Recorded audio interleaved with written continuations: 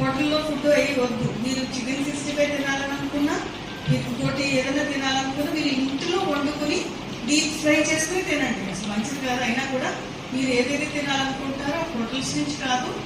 అలాగే packet foods, ముఖ్యంగా cool drinks, chips, biscuits, chocolates, sweets అసలు ఏమి మంచి కాదు.